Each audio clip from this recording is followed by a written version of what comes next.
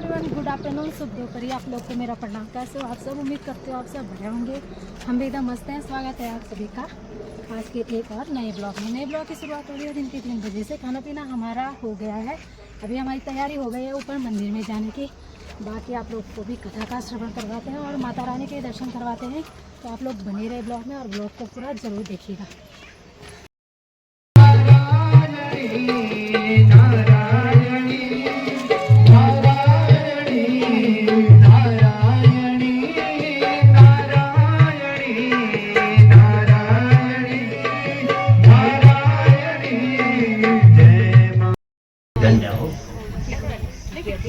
कहते हैं पुराने समय की बहुत ही परम पति पावनी कथा है महिषासुर की।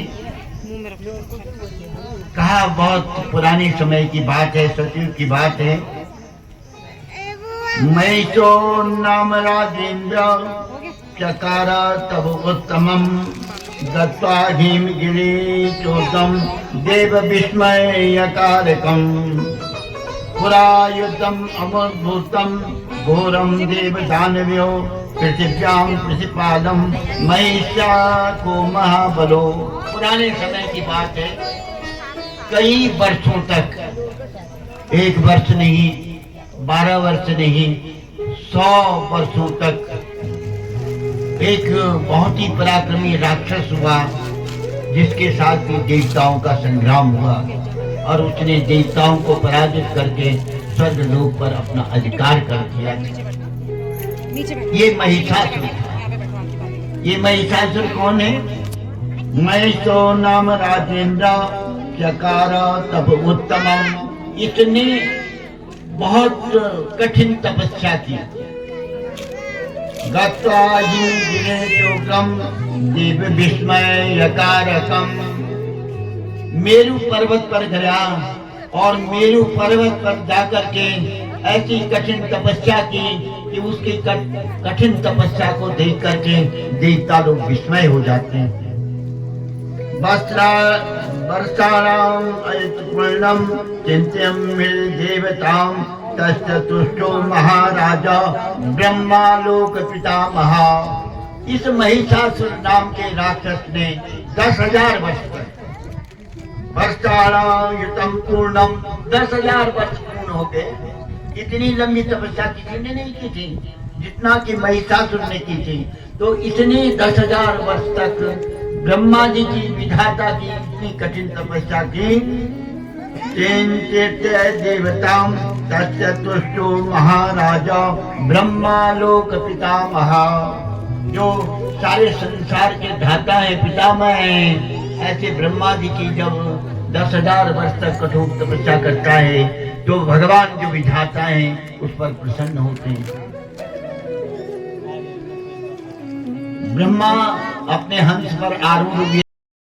उसने विधाता से बहुत बलवान होने का, पराक्रमी होने का, किसी के हाथों से न मरने का वर मांगा। लेकिन ये क्या मांगता है? सुनिए।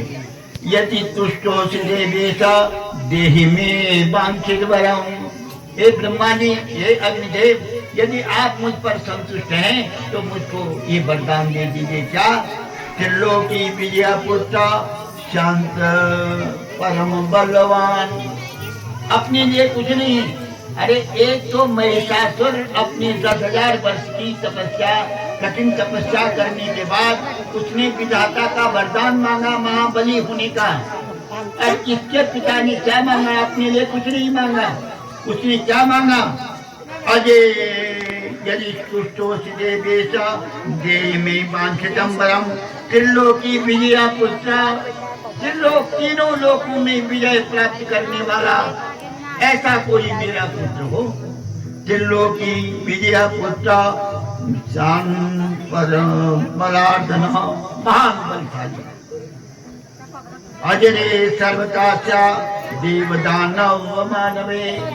वो कोई चाहे राक्षस हो, कोई दानव हो, कोई देवता हो, कोई मनुष्य हो, कोई उस पर विजय प्राप्त न कर सके। कामरूपी महावीर्यम सर्वलोकाभिवंदितम। और क्या हो? दूसरा उसने ये क्या वर मांगा कि मेरा पुत्र महाबली होने के अतिरिक्त सबको में विजयी होने के अतिरिक्त ऐसा रूप धारण कर सके जैसा वो चाहे। काम रूपी महावीर्यम, इच्छा अनुसार जैसे मेरे पुत्र की इच्छा हो उसके अनुसार वो रूप धारण कर सके। अगर वो सुंदर रूप भी धारण करना चाहता है तो सुंदर रूप धारण करे, और अगर वो हाथी या भैंसा या जो कुछ भी बनना चाहता है वो रूप धारण करे इच्छानुसार। पावकस्य तथा देहम भविष्यन्ति तवेशितम पुत्र सब महा। हो सकता है ये भी ऐसी माया भी रूप ये भी धारण करता हो। इस महिषासुर की माँ जो थी वो भैंसे के रूप में थी। भैंसा जिसको हम पालते हैं, जिसका दूध निकालते हैं, ऐसे भैंसे के रूप में रहती थी। और ये रंभ नाम का जो राक्षस है, अब शायद इसने इतना वृत्तांत तो इसमें नहीं है, लेकिन मैं ये सोचता हूँ कि ये भी मायावी राक्षस था, और इसने भी शायद जब ये दिन वो इसकी माँ महिषी कामासुर होती है तो इसने भी उसके साथ संभोग किया, और उसके साथ जब संभोग करता है तो उसका बीज उस महिषी के गर्भ में टिकता है। और इधर ये आगे बढ़ ही रहा था कि कुछ उधर से भैंसे जो थे, बागी जो था हम बागी भैंसे जो थे उधर से आए, और उन्होंने ये रंभ का जो थे उन्होंने रंभ पर आक्रमण किया, क्योंकि वो उस महिषी के पीछे दौड़ रहा था, अभी वो तृप्त नहीं हुआ था। और इधर उन भैंसों ने उस जो रंभ है उसको अपने सींगों से बेच दिया और उस रंभ का अंत कर दिया। अब इधर वो चिता बनाती है। अब चिता बनाना तो वही बना सकती है, अगर भैंसे के रूप में हमेशा रहती होगी तो तब कैसे चिता बने। तो उसके शायद उस रंभ के भी वहाँ कोई मित्र रहे होंगे, उन्होंने उसके लिए चिता बनाई, और चिता बना करके उस रंभ को चिता में डाल दिया। और वो महिषी भी जो थी उसने भी सोचा कि मेरे जो पति हैं, अरे वो मर चुके हैं, तो वो भी उस चिता में वो भी चली गई, उसमें बैठ गई। अग्नि जब प्रज्वलित होती है तो अग्नि के प्रज्वलित होने के बाद जब आग जली तो दोनों के दोनों वहां से भस्म होते हैं, जल जाते हैं, राख बन जाती है। तो जो रंभ था, जो महिषी थी और जो रंभ था, जब दोनों जले तो इधर महिषी के गर्भ से आग जली और उसके पेट से एक बालक जिस पर आग का भी प्रभाव नहीं पड़ा, ये महिषासुर का जन्म होता है। महिषासुर से यही आगे चलकर महिषासुर नाम से विख्यात होता है। उस महिषी के पेट में भयंकर, जैसे ही देवताओं की सेना ने देखा कि भगवान जो विष्णु हैं वो आहत हो गए हैं, गरुड़ उनको अपनी पीठ पर बिठा करके कहीं सुरक्षित स्थान पर ले गए हैं, तो इधर देवताओं में भगदड़ मच जाती है। और जब भगदड़ मची तो सारे देवता युद्ध स्थल से भगने लगे। केवल देवताओं का राजा इंद्र लड़ता रहा, लेकिन कब तक लड़ता रहता, उसका वज्र भी जब काम नहीं आया तो अंत में उसको भी युद्ध स्थल छोड़ना पड़ा। देवताओं की पराजय होती है और वो स्वर्ग लोक का राजा बन जाता है, अधिष्ठित हो जाता है। अब स्वर्ग लोक का राजा महिषासुर बन गया। होता है भगवती जगदम्बा की आराधना करते, भगवती जगदम्बा की आराधना करने के बाद देवताओं के जो देवताओं में विधाता है, उन विधाता से कहा, उन्होंने कहा महाराज क्या हो। उन्होंने कहा भाई देखो सब मिलते हैं। फिर एक बार भगवान विष्णु भी आए, उसके बाद भगवान शंकर भी आए, और सब मिलकर के सब देवताओं ने आपस में गोष्ठी की, क्या करें हम। उन्होंने कहा देखो, भगवान विष्णु बोले देखो इसको वरदान मिला हुआ है कि इसको कोई मनुष्य देवता नर जाति का कोई पराजित नहीं कर सकता। हम एक बार पहले हमारी जीत हुई राक्षस तो किसी नारी के हाथ से होगी, देवताओं के राजा इंद्र पर देखा, क्या हे महाराज, हे देवताओं के राजा, क्या आप अपनी पत्नी को युद्ध स्थल में दे सकते हैं?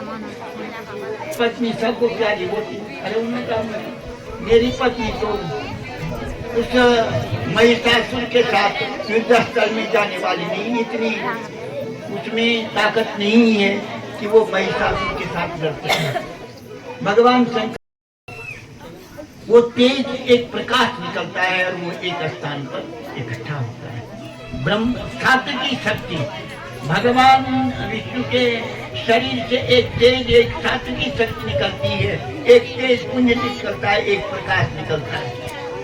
उसके बाद ब्रह्मा के शरीर से एक राजसी शक्ति निकलती है, एक प्रकाश पुंज निकलता है, वो भी एक स्थान पर जमा होता है। फिर भगवान शंकर के देवताओं के राजा इंद्र के जितने देवता लोग थे, सबके शरीर से एक एक तेज पुंज निकलता है और एक तेज पुंज जब इकट्ठा होता है, इत्यम देव देवेशो ब्राह्मणो वदनानतो समेत उद्भावो तेजो राशि अति दुस्सभा। एक बहुत अद्भुत तेजो राशि वहाँ पर जो तेज था, प्रकाश पुंज था, वो इकट्ठा होता है। रक्त वर्ण सुभाकारा पद्मराग मणि प्रभाम, रक्त वर्ण की जो ब्रह्मा जी शंकर थे, उनके शरीर से लाल प्रकाश एक निकलता है, ब्रह्मा के शरीर से सफेद और भव शंकर शरीरातु निस्सर्गमान हो गए। पश्यताम तत्र देवानाम तेज पुंज समुद्भवाम बहुवात्रा नारी सुंदरी विस्मया। और उसके बाद वो तेज एक सुंदर नारी में प्रवृत्त हो जाता है, एक सुंदर नारी के रूप में परिणित हो गया। सारे देवता लोग देख रहे हैं, जो उनके सारे शरीर से जो तेज निकल रहा था, शक्ति निकली थी, उससे उनके बीच में एक सुंदर नारी का प्रकाश होता है। श्वेत आनना कृष्णा नेता सनक्षर पल्लवा ताम्रपाणी तलाकांता दिव्य भूषण भूषिता त्रिगुणाता महान। उसके नाश के लिए मैं यहाँ पर तुम्हारे सामने तुम्हारी सहायता के लिए प्रकट हुई है। फिर देवताओं, जब जब आप लोगों पर आपत्ति आएगी, जब जब आप पर संकट आएगा, तब तब मैं आपके संकट को दूर करने के लिए अवतरित होंगी और राक्षसों का विनाश करूंगी। जो राक्षस सताएगा, प्राणी मात्र को सताएगा, उसका नाश करने के लिए मैं प्रकट हूँ। ददो चूड़ा आश्वासन दिया, बोलो भगवती जगदम्बा। अब उसने घोर गर्जना की, सिंह में आरूढ़ होकर के भगवती जगदम्बा जब गर्जना करती हैं, तो उस गर्जना को सुन करके कहते हैं कि जो पृथ्वी थी वो डोलायमान हो गई, पर्वत जो थे वो डोलायमान हो गए, समुद्र में उथल पुथल मच गई, सारे प्राणी एक प्रकार से बड़े अचंभित हो गए कि क्या हो रहा है। एकाएक जो महिषासुर का कोई सेनापति रहा होगा, महिषासुर ने अपने सेनापति से कहा, जाओ ये शब्द कहाँ से आ रहा है? काशितम मधुरालापे हिमाचम गगनम चितम पृथ्यत्वम महाभागे मन्मुखे तम प्रभो जाता सर्व देवानाम अर्जुन नरेकिला।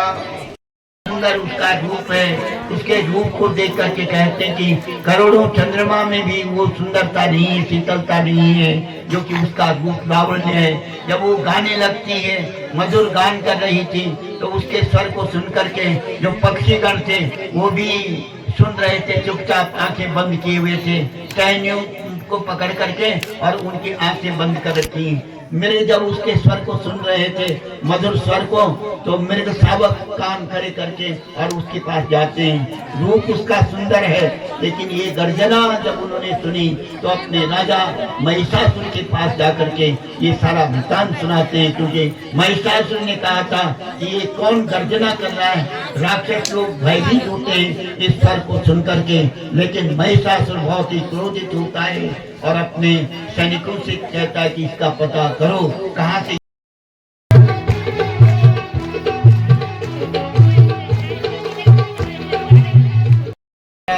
कई सेना ने सारी सेना से उनका संहार हो गया है, तो महिषासुर बड़ा क्रोधित होता है और कहता है मैं क्या करूं। इतने में भास्कर नाम का एक राक्षस था, जिसके पास 7,000 राक्षसी सेना थी, जिसके पास चतुरंगिनी सेना थी। एक एक करके सारी सेना से मारे गए। तो चिंता करने की बात तो अवश्य है, उसका चिंता मत करो राजन। वो भी बड़ी सेना लेकर के जब जाता है तो उसका भी संहार होता है। अब इस प्रकार से जब महिषासुर की अगणित सेना का संहार भगवती जगदम्बा अकेले में कर देती है, तो महिषासुर को बड़ा क्रोध आता है। सोचता है मैं अकेला, मैं एक ऐसा हूं कि जिसको जीतने की क्षमता अरे देवताओं में भी नहीं, विष्णु में नहीं, ब्रह्मा में नहीं, भगवान शंकर में नहीं, तो मुझे भय का क्या कारण। अपनी चतुरंगिनी सेना सजा करके और वो भगवती जगदम्बा के साथ युद्ध करने के लिए तैयार हो जाओ। मानुतम देह माताय संग्रामी गमोत्तता। उसने सोचा कि अगर मैं भयंकर रूप में विकराल भी था, अगर मनुष्य का रूप, अगर कोई रूप राक्षस का रूप धारण करे तो इतना विकराल का गाड़ी मोट, बड़ा भयंकर, बड़े बड़े दांत, विशाल का उसके हाथ, बहुत बड़ा शरीर, विशाल का शरीर, सारी दिशाओं को मतलब आच्छादित करने वाला ऐसा शरीर था उनका। अरे मेरा मुख भला नहीं रहेगा, मुझको विशाल का रूप में देखेगी तो वो मुझसे देख करके खिन्न हो जाएगी। श्री राम नोनम, तो वो मुझको देख करके पहले विमना हो जाएगी, मनी घृणा करने लगेगी। नारी नाम प्रियम रूपम तथा चातुर्यमित भी। कहता है कि नारियों को धन भी प्यारा होता है, आभूषण भी प्यारे हो। तो कम कि कहूँ क्या मैं, मुझे बड़ा अफसोस है। अरे तुझ जैसे जो तू है, तू किसी महिषी का पुत्र है। महिषी जो घास चरती उसका पुत्र है और महिष का रूप धारण करने वाला है, और स्त्रियों पर इतना मोह करता है। तो स्त्री तू जानता नहीं है, ये श्रृंखला होती है मानो अरे लोहे की जंजीरों से छूट सकता है, लेकिन वो नारी के मोह जाल में जब फंसता है तो उसके मोह जाल से कभी मुक्त नहीं हो सकता। कहीं अतो पुरुष संग्राम की शोभा उसका पति होता है। नक्षत्रों का पति स्वामी, नक्षत्रों की शोभा यदि चंद्रमा है तो नारी की शोभा उसका पति है। नक्षत्राम भूषण चंद्रो, तो तूने भी ऐसी पहचाना है जैसे मंदोदरी नाम की एक राजकुमारी थी, और पहले उसको कहा भगवती जगदम्बा का भयंकर युद्ध होता है, तो उस समय देवानाम दानवास्ताम च परस्पर ये बड़ा भयप्रद, सबको भय देने वाला युद्ध। मध्य दुर्गासुर नाम का जो राक्षस है वो क्या करता है, महिष का रूप धारण करके बड़ी बड़ी जो शिलाएं हैं, पर्वत हैं, वो भगवती जगदम्बा पर प्रहार करता है, उनको फेंकता है। भगवती जगदम्बा अपने चक्र से उन पर्वतों को काटती है। तो में जैसे उस पर प्रहार करती, जो भैंसे के रूप में था, तुरंत ही जब वार करती हैं उसका सिर कटता है तो पुनः मनुष्य के रूप, मनुष्य का रूप धारण करता, बड़ा खूंखार बन गया, पर्वताकार बन गया, दाढ़ी मूंछ बड़ा भयंकर, अनेक शस्त्रों से युक्त। और उसने कहते हैं कि अपनी एक माया होती है, राक्षसी माया, उस राक्षसी माया से उसने करोड़ों महिषासुर जैसे उसने पैदा कर दिया। कुछ विशाल रूप उसने धारण कर दिया अपने से था कि कहते हैं पुच्छन पर्वता श्रृंगे, अपने पूछ से पूछ भैंसे की होती, अपने पूंछ के हिलाने से पर्वत जो थे वो उखड़ने लगे और पर्वतों को उखाड़ करके भगवती के गण नीचे उन गणों पर उसने प्रहार करने लगा। भगवती को पूछे न, अरे अपने बल का घमंड मत कर, अपने इसका घमंड मत कर कि मैं अनेक रूप धारण करके और मैं तुझ पर प्रहार कर रही हूँ और तू तुरंत दूसरा रूप धारण कर देता है। इसका घमंड न कर, करे वाला है तू। सज्जनों को, संतों को, देवताओं को कष्ट देने वाला, मैं तेरा अंत अवश्य करूंगा। पिता माधवी को संताप देने वाला, देवताओं को कष्ट देने वाला, ऐ दुष्ट ठहर, तू गर्जना कर, मैं कुछ क्षण के लिए, अरे तुझे विश्राम देती है, तुझे समय देती है। सोने के कटोरे में द्राक्षा शब्द नाम का एक रस था। कहती है कि ऐ दुष्ट, तब तक तू अपना जीवन समझ, जब तक कि मैं इस सोने के कटोरे में द्राक्षा शब्द नाम का रस नहीं पी लेती हूँ, तब तक थोड़ा प्रतिष्ठा कर। और उसने मुंह में भगवती जगदम्बा ने उस द्राक्षा शब्द नाम का जो रस है उसको सोने के कटोरे में लिया और उसका पान करने लगी। जैसे ही भगवती जगदम्बा ने उस रस का पान किया, उनका मुख लाल हो गया, लालिमा से युक्त हो गया। को जैसे ही पी रही थी, क्यों ही वो राक्षस भयंकर गर्जना करने लगा। गर्ज गर्ज खनम मोर, तब तक तू गर्जना कर, गर्जना कर, जितना गर्जना कर सकता है उतनी गर्जना कर। गर्ज गर्ज खनम मूंडम, जैसे ही उस कसक से उसका पान किया कटोरे से, सोने के कटोरे से, उनका मुख लाल हो गया और उन्होंने त्रिशूल निकाली और त्रिशूल निकाल करके उस महिषासुर जो कि भैंसे का रूप जिसका धारण कर रखा था, उस पर प्रहार किया। और प्रहार जैसे ही करते हैं, एकाएक उसने पुनः मानव का रूप धारण कर दिया। एक बार भगवती की प्रताड़ना से, त्रिशूल के प्रहार से मूर्छित हुआ और पुनः जब खड़ा उठा तो भगवती ने अपने चरणों से पुनर्उत्थाय मुंडा पदभ्याम वेगाद छाती पर अपना पांव रखा और अपने त्रिशूल से और अपनी तलवार से उसका सिर काट डाला। जगदम्बा ने जब उस त्रिशूल और तलवार चली, वो नहीं मरा तो क्या करती हैं, अपने उस चक्र को भगवती जगदम्बा ने दारुणम चक्रम मुमोचम जगदिम्बिकाम श्री खिन्नम रथा, दानव का जिसको अपने बल पर बड़ा घमंड था, उसका सर भगवती जगदम्बा ने सिर से, धड़ से अलग कर दिया। बोलो जगदम्बा, भगवती जगदम्बा की कोई बड़ा नाम पर्वत दिख गया हो, उसी प्रकार से वो राक्षस युद्धस्थल में जब गिरता है तो मिलते में से पूरे दानवा भय के मारे जाने पर भगदड़ मच गई राक्षसी सेना में। किसी को तो भगवती जगदम्बा ने रणस्थल में मार दिया, लेकिन कुछ अपने प्राण बचा करके पाताल लोक को चले गए।